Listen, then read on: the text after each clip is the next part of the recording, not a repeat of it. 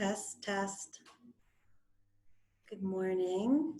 My name is Maria Leonard Olsen, and I'm here today to present to you the Healthcare Businesswomen's Association on using self-care to become your best version at home and at work.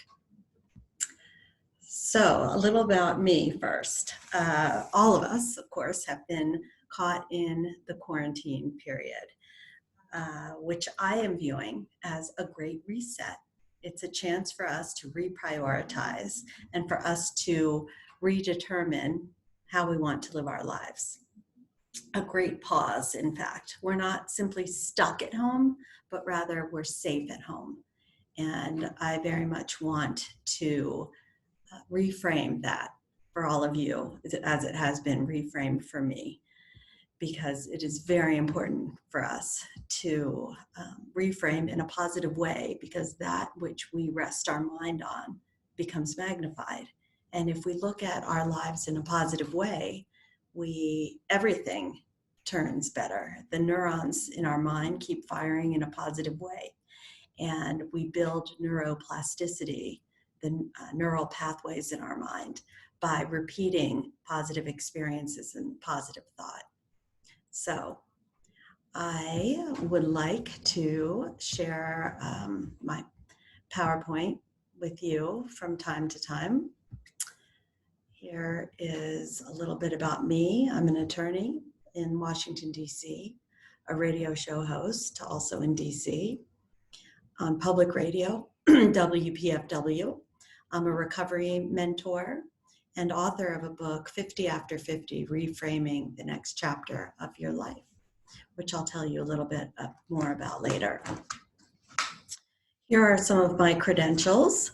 I think, though, that the most important credential is that I lived through all of what I'm going to teach, and I can tell you firsthand how I came from not only being a survivor of a multitude of traumas, but rather a thriver, and how I pay it forward and turn all of my challenges and trauma into a force for good for other women. I was born to a biracial couple in the 1960s.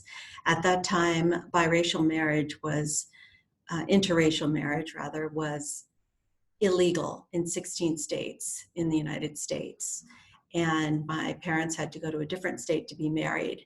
Then I was raised in a predominantly white area, went to predominantly white schools, and always felt other than. My parents got divorced in 1969, which was cause for excommunication in the Catholic Church at that time. So another sort of otherness descended upon me. My father would drop my brother and me off at church every Sunday, and we'd sit amidst the large Irish Catholic families and feel very strange. Afterwards, I went to a very good college in the Northeast. I graduated from a top 10 law school, worked for one of the biggest law firms in Washington, D.C., and had a political job appointment in the Clinton Justice Department. I sought solace in books and in study until I found alcohol, and that became a lifelong trial for me. I'm 8 years sober now, and I sponsor a lot of women in Alcoholics Anonymous. I married a very, very wonderful Southern gentleman who I met in law school and entered his world, his very waspy world, where we joined a yacht club, a country club. We summered in Nantucket when I didn't even know that people use the word summer as a verb in those echelons. In any event, it all came crashing down the year I turned 50. I got divorced, sober, became an empty nester, and was living alone for the first time in my life. I had to change everything about my life and relearn self-care in a new way. So I most importantly found that you cannot pour from an empty cup. I was trying really hard to do so and really just snapped.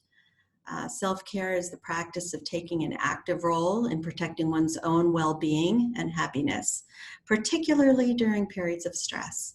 And the better we get at protecting ourselves during periods of stress and learning resilience, the better we perform in all areas of our lives.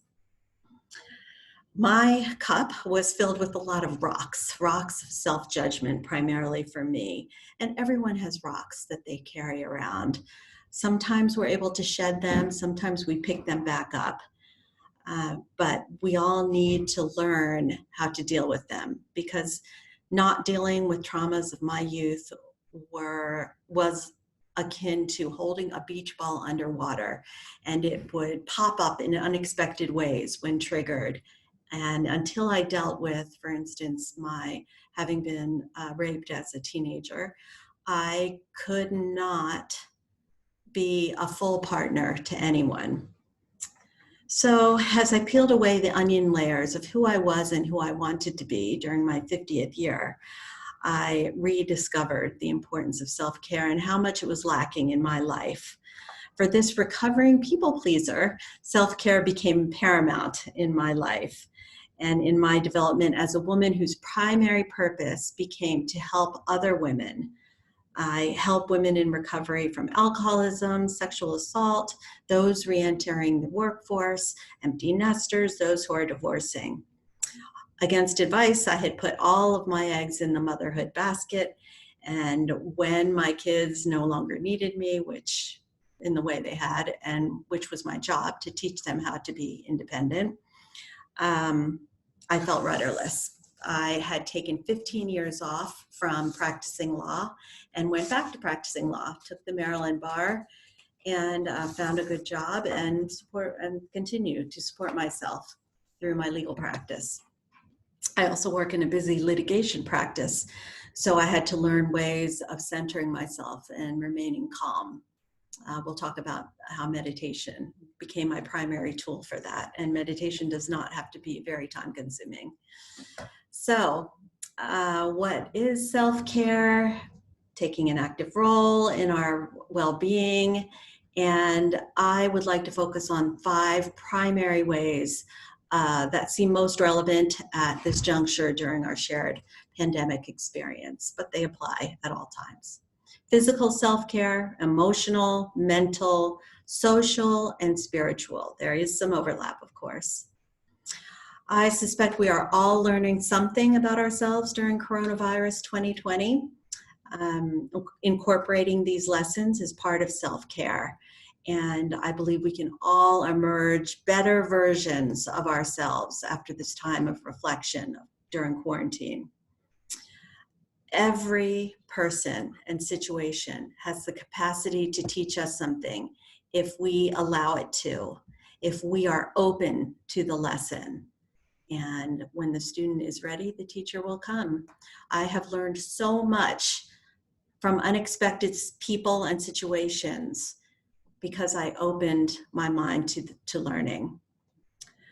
I am using this quarantine period as a cocooning period to evaluate who I want to be in the next chapter. So, physical self-care. That one is pretty straightforward. Has to do with getting active, eating well, taking care of our physical health. It's participating in physical activities that feel good to our bodies, that we enjoy. It's listening to our body's hunger and fullness cues. It's going to the doctor for regular checkups and when you think you might be sick. Nutrition, we've all heard it before. Low sodium, lean toward a plant-based diet, lean protein, consume fewer processed foods.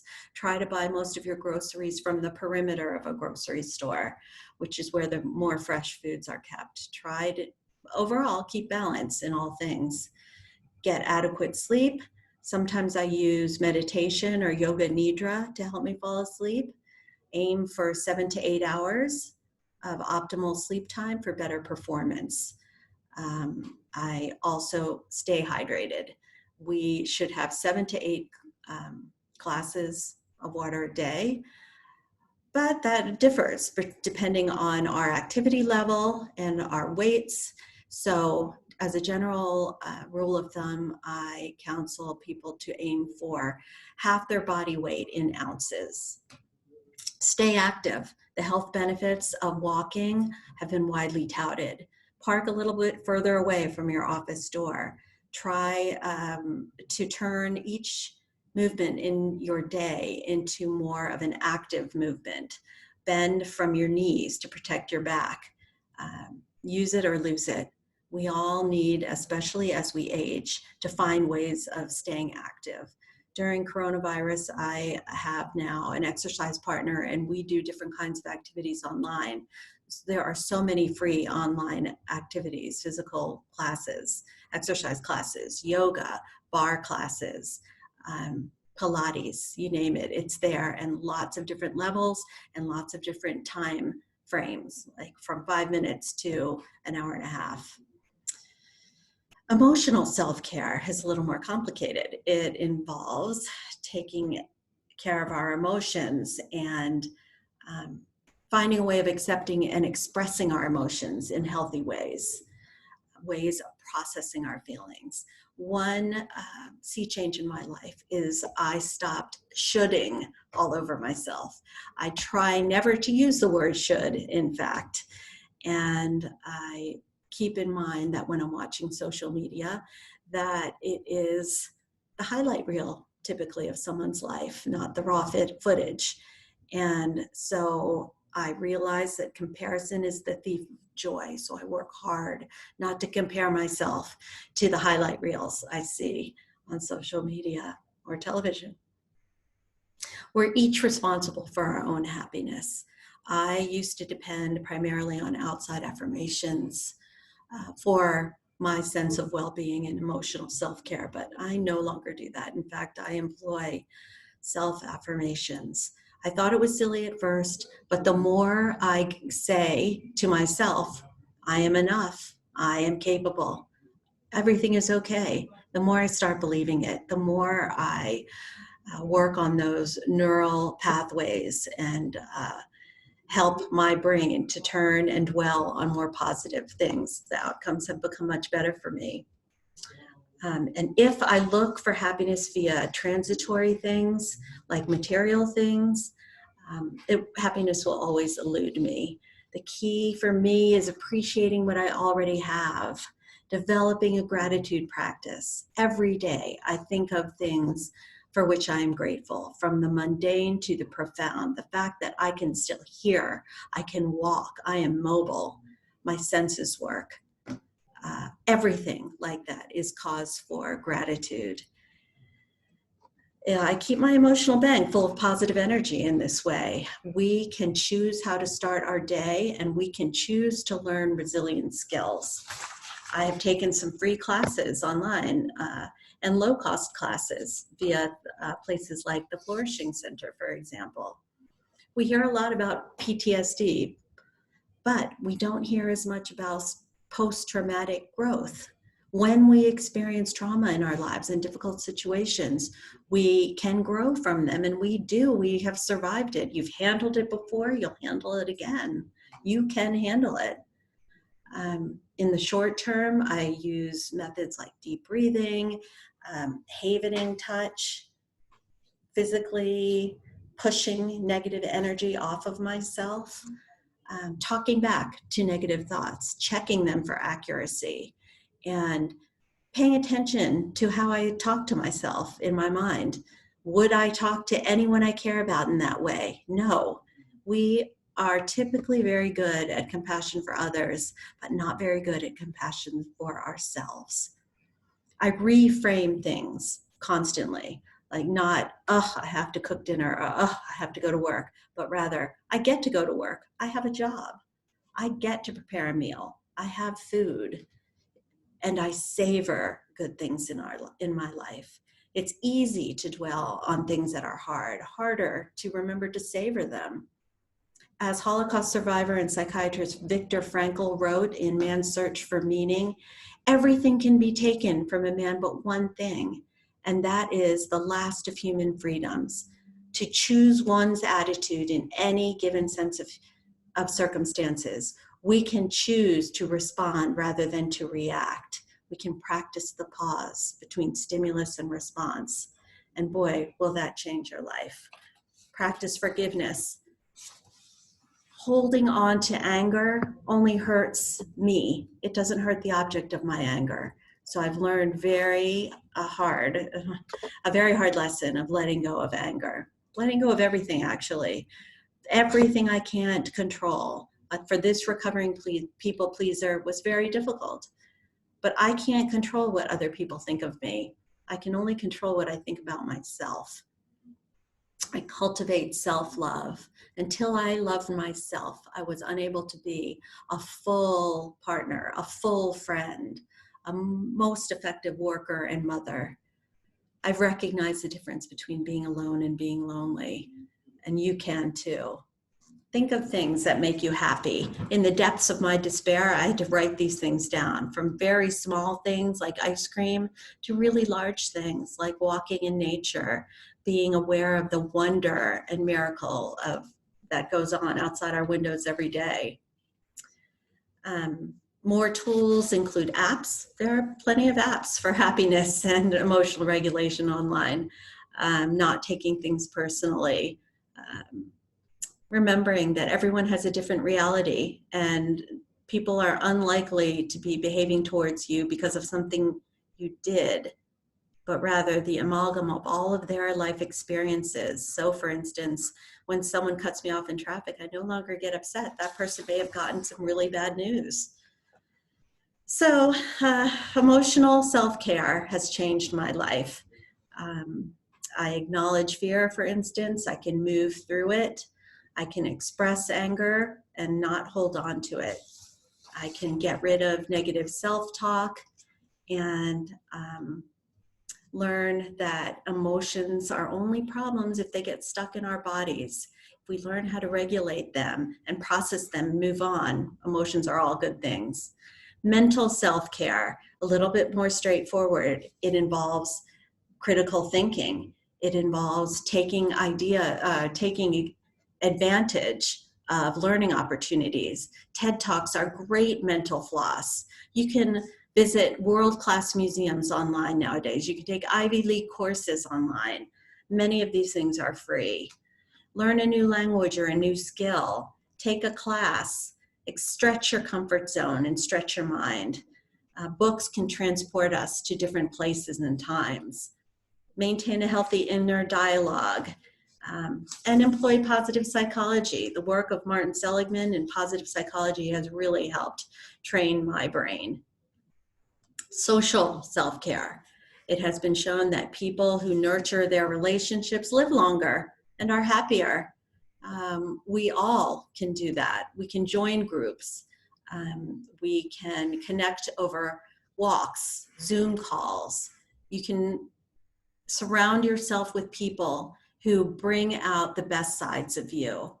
There are plenty of groups to join. Book clubs are wonderful. Support groups, involvement in faith or other kinds of community. Volunteer, game nights, mentoring relationships. I take real care to be intentional about my time and to spend time with people who bring out the best in me, help me to become my best version. Periodically reevaluate who you spend time with, because time is the one thing we can't get back and is of uncertain duration. We're typically better with how we spend our money than our time. So practice extra evaluation of how you spend your time. Spiritual self-care is an ongoing search for meaning in one's life. Meditation and prayer have been primary ways of my exploring my spiritual self-care. It's not synonymous with religion, but religion can certainly be part of one's spirituality. We are truly free when we let go of having to know what comes next and believe in something bigger than ourselves. Believe in a benevolent universe. Believe that there is something else out there that we can help or be a part of. Meditation has been instrumental in developing spiritual self-care for me, because one cannot simultaneously focus on one's breath and worry at the same time. You can't do it. And meditation is most easily done when one focuses on their breath. Then there can be fully in the moment. You can focus on, take one deep cleansing breath before you walk into a meeting as a means of centering and meditation. You can do it at a traffic light when caught in traffic. There are many very good meditation apps and guided meditations online. Other types of spiritual self-care involve spending time in nature. It's spiritual and nourishing to me to get outside. I walk instead of drive whenever possible, and I'm richly rewarded whenever I do this. Slow down. Just take time. Give yourself permission to slow down. Practice breath work. Practice journaling as a method of spiritual self-care. Go on retreat, whether it's by yourself or with a group. Use vision boards to manifest what you want in your life. Every minute you spend in a spiritual space, doing spiritual practices can add to your spiritual bank and in turn provide ballast against the storms in life. So I would also like you to acknowledge, and I acknowledge, there are barriers to self-care that we all need to work on. Unresolved trauma, ignoring our needs, believing you're not really worth it when you are. We all are. Think of how you will address these barriers. What will you do instead when you see yourself falling into a negative pattern once again? And what happens if you take on too much? You can't do it all. When a cup is too full, it spills over. So be wary of that as well. So take what you can from this presentation and leave the rest. We are all works in progress, and I continue to learn every day. If you want more information about my services or my book, please check out my website, marialeonardolsen.com. Share a bit about your journey on social media. You can reach me at 50after50@gmail.com or on social media at FIFTYAFTER and the number 50. Again, my name is Maria Leonard Olsen, and thank you so much. If I have helped even one person improve their lives, then I will have done my job. I hope you have a great conference. Please get in touch. It's my passion to help other women. So thank you again, and have a great conference. Thank you, HBA.